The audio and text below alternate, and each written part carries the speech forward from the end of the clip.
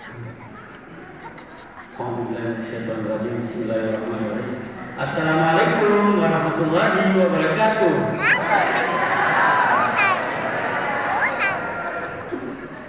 Alhamdulillah, salatu wassalamu ala asyrafil mursalin sayyidina maulana Muhammad wa ala alihi wa ashabihi wa man tabi'ahum bi ihsan ila yaumil din. Amma ba'd. Wa qala Allah subhanahu wa ta'ala fil Qur'anil azim wa huwa asdaqul qa'ilin. A'udzu billahi minasy syaithanir rajim. Bismillahirrahmanirrahim. Ya ayuhan nas inna khalaqnakum min dzakarin wa untha wa ja'alnakum syu'uban wa qabaila lita'arafu inna akramakum 'indallahi atqakum. Barakallahu fiikum. Bapak-bapak, ibu-ibu jamaah rahimakumullah, puji syukur kita panjatkan kehadirat Allah Subhanahu wa taala. Oleh karena pada malam yang ke-18 ini kita masih semangat luar biasa untuk hadir di tempat yang barakah ini guna melaksanakan ibadah-ibadah Ramadan, khususnya sholat Isya secara berjamaah yang insya Allah akan dilanjutkan dengan sholat tarawih dan zikir secara berjamaah. Salam serta salam lalu kita kirimkan kepada baginda Rasulullah Nabi Muhammad sallallahu alaihi wasallam, Nabi yang insya Allah akan menjadi panutan, menjadi suri teladan kita di dalam melaksanakan aktivitas harian kita. Jamaah rahimakumullah, tadi itu mulai dari rumah, di jalan beberapa kali saya bilang di mobil, beberapa kali kurang sehari ini. Mudah-mudahan saya bisa semangat untuk menyampaikan tausiah, tapi jangan melihat MC tadi luar biasa. Dari 18 malam inilah ilmu yang tertua yang saya dapatkan dan tertinggi yang saya dapatkan. Sampai setengah malam aku menjinjit supaya kelihatan sedikit kepalanya di mimbar. Ini luar biasa sarjana di masjid ini, dan inilah yang harus dibudayakan oleh setiap masjid. Artinya memberikan kebiasaan kepada anak-anak kita untuk berbicara di depan orang lain. Jamaah rahimakumullah, sesuai dengan amanah yang diberikan oleh MC tadi, saya tidak tahu namanya Ustaz siapa, bahwa tema yang akan kita angkat pada malam ini adalah membangun ukhuwah Islamiyah. Jadi membangun ukhuwah Islamiyah. Di dalam ajaran agama kita, ajaran Islam tentang persaudaraan atau ukhuwah itu kurang lebih ada 3. Yang pertama ada yang disebut dengan ukhuwah Islamiyah, seperti yang akan kita bahas, yaitu persaudaraan seakidah atau sesama Islam atau sesama Muslim. Kemudian yang kedua ukhuwah wataniyah, yaitu persaudaraan sebangsa dan setanah air.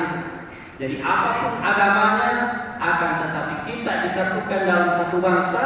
Seperti kita di sini sebagai bangsa Indonesia, maka kita dipersaudarakan sebagai sama-sama warga negara Indonesia. Kemudian yang terakhir adalah ukhuwah basyariyah, atau dimaksud dengan persaudaraan sesama manusia tanpa melihat agama, suku, ras, bangsa. Akan tetapi sepanjang dia adalah manusia dari agama manapun, negara manapun, maka dia adalah saudara kita. Jamaah rahimakumullah, untuk membangun ukhuwah, untuk membangun ukhuwah Islamiyah, setidaknya kurang lebih ada 4 tiang penyangga yang harus kita bangun. Jadi kurang lebih ada 4 penyangga untuk terbentuknya suatu persaudaraan, khususnya persaudaraan sesama Muslim atau ukhuwah Islamiyah. Yang pertama itu adalah ta'aruf, harus saling kenal mengenal. Sebagaimana firman Allah Subhanahu wa taala di dalam surah Al-Hujurat, A'udzu billahi minasyaitonir rajim. Bismillahirrahmanirrahim. Ya ayuhan nas inna khalaqnakum min dzakarin wa untha waj'alnakum syu'uban wa qabaila lita'arafu inna akramakum 'indallahi atqakum.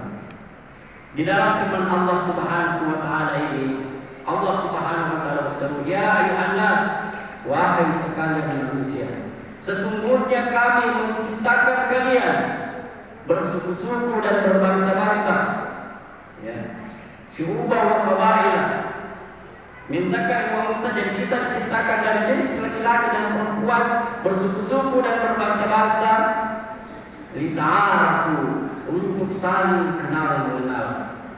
Jadi untuk saling kenal mengenal antara siapapun, tidak memandang apa agama kita. Allah di sini mengatakan wahai sekalian manusia, tidak dikatakan ya ayyuhalladzina amanu, akan tetapi wahai sekalian manusia, kalian diciptakan dari jenis laki-laki, dari jenis perempuan, bersuku-suku dan berbangsa-bangsa, lita'arafu, untuk saling kenal mengenal. Kemudian dikunci ayat ini, inna akramakum 'indallahi atqakum, bahwa sesungguhnya yang paling mulia di sisi Allah Subhanahu wa taala atqakum, adalah orang yang paling bertakwa di antara kalian. Suku apapun kita, akan tetapi yang paling dilihat yang mulia itu adalah bagaimana ketakwaan kita kepada Allah Subhanahu wa ta'ala. Kemudian yang kedua setelah ta'aruf adalah tafahum. Kita harus saling memahami antara satu dengan yang lain. Jangan kita terlalu egois, mementingkan diri sendiri, hanya diri kita yang mau dipahami, akan tetapi tidak ingin memahami orang lain. Terkadang ada sebagian orang suka bercanda ke orang lain, akan tetapi dia tidak mau dicandai, gampang sekali tersinggung, gampang baper, gampang marah. Maka seorang muslim untuk membangun ukhuwah, maka kita harus menjaga, kita harus saling memahami antara satu dengan yang lain. Kemudian yang ketiga adalah ta'awun, saling tolong-menolong antara satu dengan yang lain. Kita tidak boleh saling mengabaikan. Jadi kalau kita sudah saling ta'awun, sudah saling memahami, maka kita harus saling ta'awun, tolong-menolong. Nah, tolong-menolong yang mana yang dimaksud di sini? Dalam Al-Quran dikatakan wa ta'awanu 'alal birri wat taqwa wa la ta'awanu 'alal itsmi wal 'udwan. Saling tolong-menolonglah kalian 'alal birri wat taqwa, terhadap kebaktian dan ketakwaan kita kepada Allah Subhanahu wa taala. Wa la ta'awanu 'alal itsmi wal 'udwan. Dan jangan kalian saling menasihat, saling menolong kepada perbuatan dosa dan perbuatan maksiat. Jamaah rahimakumullah, inilah yang harus kita jaga, dan inilah yang harus kita lakukan di dalam saling menolong antara satu dengan yang lain. Kemudian yang terakhir adalah takaful. Takaful yang dimaksud di sini adalah kita harus saling menjalin antara satu dengan yang lain. Terkait dengan menjamin ini, saya mengangkat sedikit salah satu kisah pada masa pemerintahan Salah seorang Rasulullah, yaitu Amirul Mukminin Umar bin Khattab radhiyallahu anhu. Pernah suatu waktu ketika Amirul Mukminin berkumpul dengan sahabatnya, tiba-tiba datang dua orang tergopoh-gopoh menghadap Amirul Mukminin sambil membawa seseorang yang diikat tali. Ketika mereka sampai di hadapan Rasulullah SAW, di hadapan Amirul Mukminin Umar bin Khattab, jadi pandangan Umar tertuju kepada orang yang terikat. Pasti di dalam hati kita mengatakan ini pasti ada masalah, kenapa diikat? Kemudian sambil memberikan kesempatan kepada dua orang ini mengadu kepada Amirul Mukminin, ada apa gerangan kalian datang kemari? Apa kata mereka? Mereka ini adalah dua orang bersaudara mengadu kepada Amirul Mukminin, mengatakan wahai Amirul Mukminin, orang ini yang saya ikat telah membunuh bapak kami, orang tua kami, sehingga kami meminta keadilan untuk dikisas. Nah, kisasnya adalah dia juga harus dibunuh. Jamaah rahimakumullah, Amirul Mukminin adalah orang yang sangat hati-hati sehingga memberikan kesempatan kepada terdakwa ini yang diikat itu untuk memberikan atau menceritakan kronologis kejadiannya sampai dia terikat seperti itu. Kemudian dikisahkanlah bahwa orang yang diikat ini atau anak muda yang diikat ini menceritakan bahwa dia sementara di dalam perjalanan dengan kendaraan ontanya, karena dia kelelahan, dia beristirahat sejenak sampai dia tertidur. Ketika dia tertidur sampai dia terbangun, ketika terbangun dia sudah tidak menemukan ontanya. Ya, ada beberapa versi di dalam kisah ini. Ada yang menyatakan ontanya itu didapati sudah disembelih oleh bapaknya yang dua orang anak ini. Ada yang mengatakan ontanya anak ini, anak muda ini masuk di dalam kebunnya orang, kemudian dia lempar batu supaya ontanya lari keluar. Akan tetapi naasnya batu yang dipakai melempar itu kena kepalanya bapaknya dua orang anak ini sampai meninggal dunia. Sehingga si anak ini karena mendapat orang tuanya meninggal, maka dia mengambil anak muda ini untuk dibawa, diadukan kepada Umar bin Khattab selaku Amirul Mukminin. Jamaah rahimakumullah, anak muda ini pada hakikatnya dia menerima kisah itu, dia siap menerimanya. Akan tetapi dia sedikit meminta ada permintaannya, bahwa katanya sebelum ketika dia melakukan perjalanan dia memiliki persoalan hutang di tempatnya, di kampungnya, sehingga dia meminta waktu 3 hari. Waktu 3 hari untuk pulang dulu menyelesaikan persoalan hutang-hutangnya, kemudian nanti dia kembali. Nah, pertanyaan Amirul Mukminin adalah, kira-kira apa jaminanmu bahwa kamu akan kembali kalau saya lepas pulang ke kampung? Apa yang menjadi jaminanmu? Apa barang yang kau simpan? Dia bilang tidak ada. Ada tidak keluargamu di sini? Tidak ada. Tiba-tiba salah seorang sahabat Rasulullah SAW yang bernama Salman Al-Farisi angkat tangan mengatakan, wahai Amirul Mukminin, saya siap menjadi jaminannya. Amirul Mukminin kaget. Wahai Salman, tahu tidak resikonya? Resikonya adalah kalau anak muda ini tidak kembali dalam 3 hari, maka yang menggantikan untuk dihukum mati adalah kamu, Salman. Apa kata Salman? Saya siap menerima resikonya. Sehingga dilepaskanlah anak muda ini untuk pulang ke kampungnya, menyelesaikan urusannya di kampungnya. Berjalanlah hari. Pada hari ketiga, sampai dari matahari orang sudah mulai gelisah. Anak muda ini belum memberikan tanda, ada tanda-tanda anak mudanya akan kembali. Sehingga ditunggang waktu sampai terbenamnya matahari.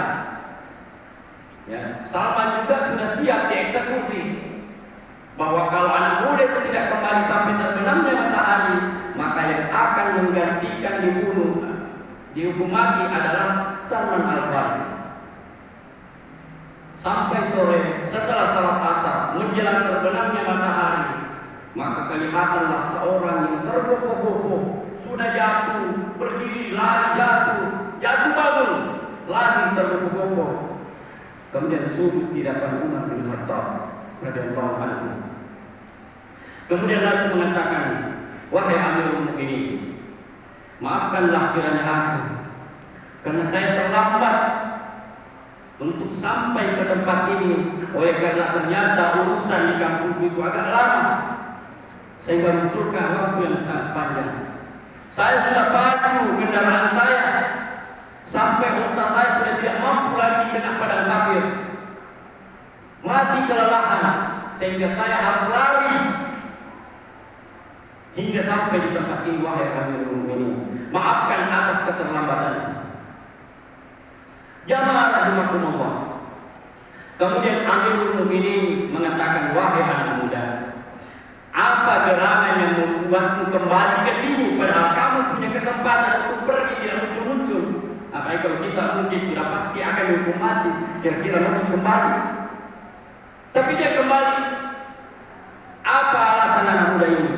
Ya Amirul Mukminin, saya kembali karena saya khawatir bahwa tidak ada lagi orang Muslim yang akan menepati janjinya. Takut tidak menepati janji, sehingga dia datang untuk menepati janjinya. Ya. Kemudian Umar balik kepada Salman Al-Farisi. Wahai Salman Al-Farisi, apa yang membuatmu berani menjamin seseorang yang orang itu kamu tidak kenal, bukan keluargamu, sementara yang menjadi jaminannya adalah nyawa menjadi taruhannya? Apa kata Salman Al-Farisi? Dia hanya mengatakan, saya khawatir tidak ada lagi orang Muslim. Orang mengatakan tidak ada lagi orang Muslim yang ingin menjamin saudaranya. Ada tidak di antara kita yang ingin menjamin orang yang mati, yang akan dihukum mati? Ketika mendengarkan jawaban anak muda ini, kemudian jawaban dari Salman Al-Farisi, tiba-tiba kedua orang bersaudara ini mengatakan, wahai Amirul Mukminin, batalkan kisahnya. Kemudian Amirul Mukminin mengatakan, wahai kedua orang bersaudara, kenapa kalian mengatakan harus membatalkan kisah? Nah, sudah bisa dilaksanakan, orangnya sudah datang. Apa dia katakan? Saya khawatir orang akan mengatakan tidak ada lagi orang Muslim yang akan mengampuni saudaranya. Jamaah rahimakumullah. Ini salah satu kisah singkat yang memberikan gambaran bahwa beginilah seharusnya seorang Muslim. Yang pertama itu adalah menepati janjinya. Kemudian yang kedua menjamin saudaranya. Ya. Kemudian yang ketiga kita diajarkan untuk memaafkan seberat apapun kesalahan orang yang bersalah kepada kita. Jamaah rahimakumullah. Karena saya lihat ada tertempel maksimal 20 menit. Mungkin ini yang sempat saya sampaikan yang kesimpulan bahwa untuk membangun ukhuwah Islamiyah ada beberapa tiang yang harus kita bangun. Yang pertama itu adalah ta'aruf, kita harus mengenal saudara kita. Kemudian yang kedua, kita harus memahami bagaimana karakter saudara kita. Kemudian yang ketiga, kita harus saling tolong-menolong antara saudara kita. Kemudian yang keempat, kita harus takaful, saling memberi jaminan saudara kita. Dari kisah yang tadi ada 3 hal yang menjadi karakter seorang Muslim. Yang pertama itu adalah menepati janji. Kemudian yang kedua adalah berani menjamin saudara kita yang kita yakini bahwa dia betul-betul adalah seorang Muslim sejati. Dan yang terakhir itu adalah kita harus memaafkan saudara kita seberat apapun kesalahan yang pernah dilakukan kepada kita. Lebih dan kurangnya mohon dimaafkan. Wallahu muwaffiq ila aqwamit thoriq. Wassalamualaikum warahmatullahi wabarakatuh.